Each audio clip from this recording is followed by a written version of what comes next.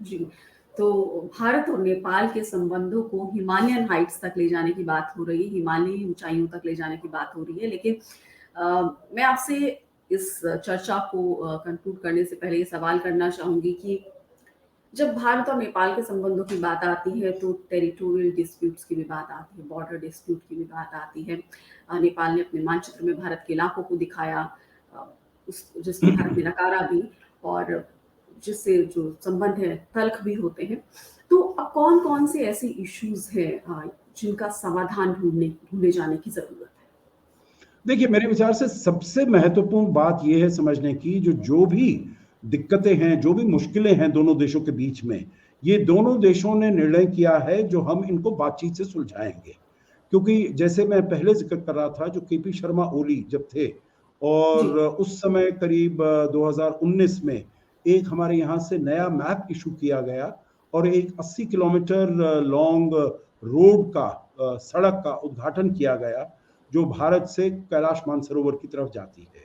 अब काला पानी वो एक क्षेत्र है जिसमें थोड़ा-सा ये है, टेरिटोरियल डिस्प्यूट है, जिसमें बातचीत चल रही है दोनों देशों के बारे में।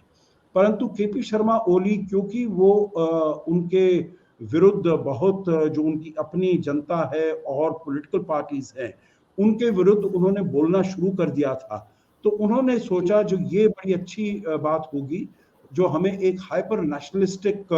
स्टांस लेना चाहिए और इसीलिए उन्होंने एक नया नक्शा उन्होंने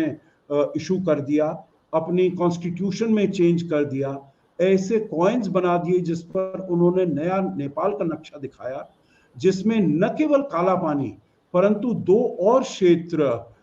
एक लिम्पिया धुरिया और एक और क्षेत्र, जो उन्होंने तीनों क्षेत्रों को मिथुले, बताया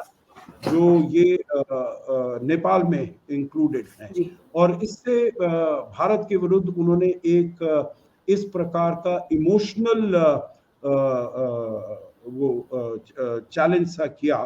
जिससे कि जनता उनके साथ रहे। जो हमारे प्रधानमंत्री हैं, ये हमारी अपनी टेरिटोरियल इंटेग्रिटी और सॉवरेनिटी के लिए भारत के विरुद्ध भी खड़ा होने के लिए तैयार हैं। तो परंतु अब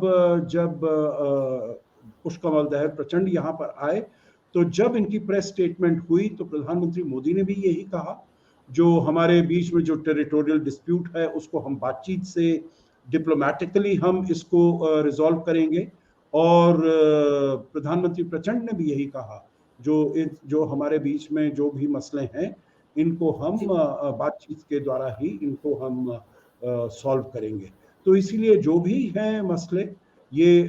इसके बारे में बातचीत हो सकती है। देखिए कि बहुत पुरानी संधि है दोनों देशों के बीच में, जिसे कहा जाता है ट्रीटी ऑफ सुगौली, क्योंकि सुगौली में इसके दस्तखत हुए थे। जी,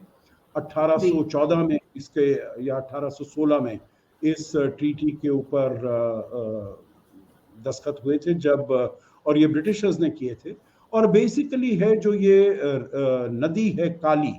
जो डिस्प्यूट आता है, जो ये नदी कहाँ से शुरू होती है, तो भारत समझ कहता है जो एक जगह से शुरू होती है और नेपाल कहता है दूसरी जगह से शुरू होती है। तो इसीलिए थोड़ा वो टेरिटोरियल उसमें डिस्प्यूट आ जाता है और इस समय में जो ये नदी है काली और महाकाली जो कहा जाता है, उसका जो ट्रेजेक्टरी है वो भी थोड़ा जी, बदला है, क्योंकि जो भी नदियां होती हैं वो अपने रूट्स थोड़े बदल लेती हैं समय के साथ। तो ये जो इसका रूप थोड़ा बदला है, तो वो इसके लिए बहुत अच्छी इंटरनेशनल लॉ है इसके ऊपर। उसके अकॉर्डिंगली उसके तहत दोनों देश बातचीत करके इसको सुलझा सकते हैं और यही दोनों प्रधानमंत्रियों ने कहा है, जो इसको हमें और ज़्यादा तूल देने की ज़रूरत नहीं है, ज़्यादा और बढ़ाकर बात करने की ज़रूरत नहीं है। तो मैं कहूँगा जो 2019 में ये वाला मुद्दा इतना ज़्यादा बढ़ा इसीलिए था क्योंकि केपी शर्मा ओली एक तो अपने को सत्ता में बनाए रखना चाहते थे और इसीलिए उन्होंने इस मुद्दे को इतने ऐसा उछाला और ऐसा बड़ा किया। परंतु अब दोनों देशों ने ये निर्णय किया है जो हम बातचीत से इस मुद्दे को सुलझाएंगे और आगे ले जाएंगे।